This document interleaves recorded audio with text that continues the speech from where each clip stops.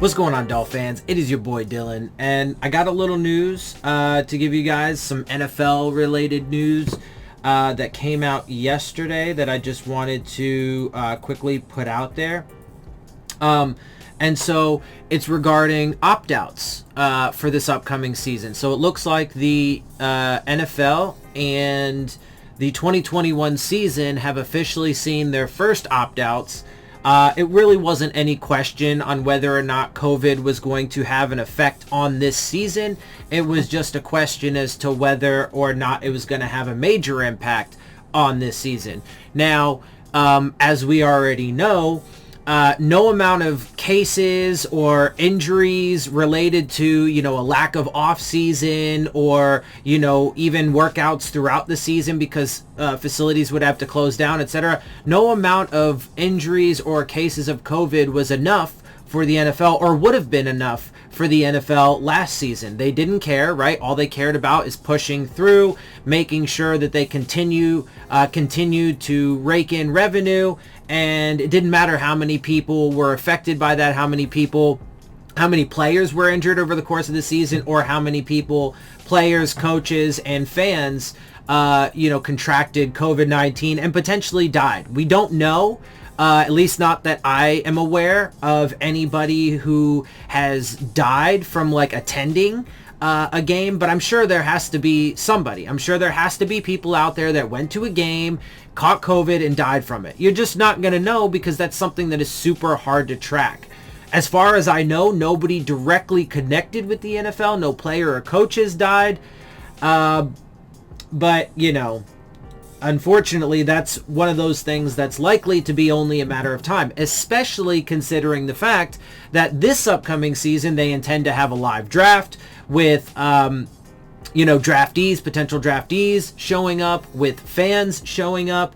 They're going to have in-person off-season programs, and of course, they also intend to open up stadiums to full capacity. I've said this many times. People are fooling themselves into thinking that these vaccines are going to do anything. These companies have been lying about their effectiveness and the lack of side effects in order to convince people that they will work, even though they're never going to be able to vaccinate enough people, etc., etc. This thing is mutating way too fast for it. Not to mention, the Earth is still being desecrated and continuing to set up and terraform it, the planet, for viruses to thrive, etc., etc. So, people are fooled into thinking that it's going to be effective, but they will see sorely that it's not going to stop people from getting it or spreading it. None of these vaccines are going to even potentially stop. You could still get sick. A lot of people won't, but a lot of people will. And a lot of these vaccines have proven to have significant side effects. They just stopped using Johnson & Johnson in a lot of states because of blood clots. Even though Johnson & Johnson and all these different manufacturers oh no, we don't have serious side effects, and if you do, it's just the thing working. Okay, get the fuck out of here. Anyway, so I digress a little bit. But the point is, we know that they don't care. People are foolish enough to follow along with it, and so they will find out when they open up stadiums that there are going to be massive spikes in cases.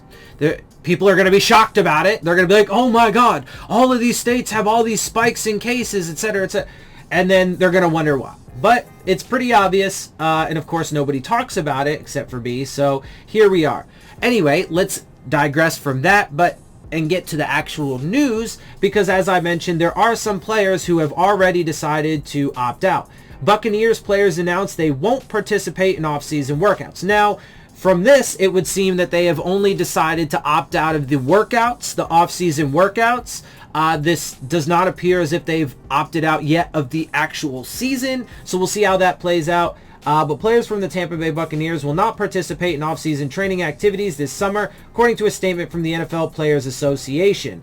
And their statement is, NFL players across our league are a group of professionals who care about our jobs, our community, and our families. We made a commitment to the organization, to Bucs fans, and to each other that we would come back to try and bring another world championship to Tampa Bay. We know that our union worked to negotiate safety protocols, but in light of the ongoing pandemic, we are choosing to take a stand with other players across the league and exercise our right to not participate in the voluntary offseason program.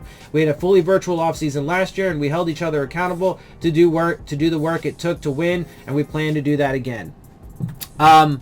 Cool. That's nice. And that's good on them.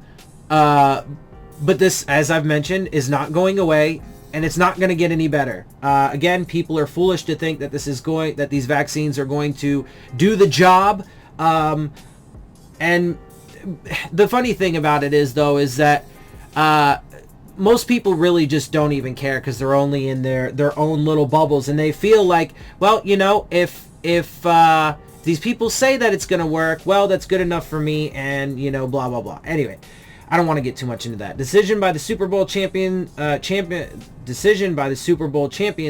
as the NFLPA continues to advocate for an all-virtual offseason as made necessary by the pandemic last year, going so far as to consider a player boycott of minicamps if their teams do not agree.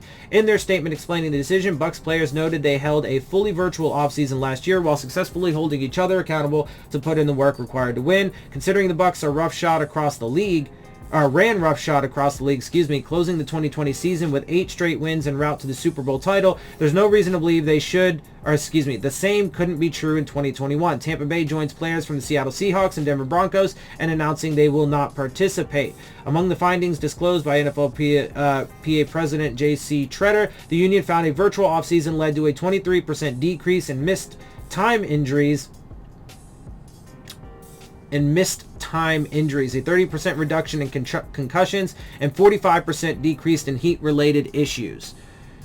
That's cool, and that's good, but that's because they weren't actually on the field doing those things, right? So, like the Miami Dolphins, for example, the Tampa Bay Buccaneers, obviously. So I'm saying that because those stats are good, and I'm sure that they are real, but it is a little bit misleading because there were an ungodly amount of injuries during last season, particularly to soft tissues, ACL, hamstrings, stuff like that, soft tissue and ligaments, Achilles, right, stuff like that. So the reason why 45% decrease in heat-related issues, yeah, because they weren't on the field in the blazing heat.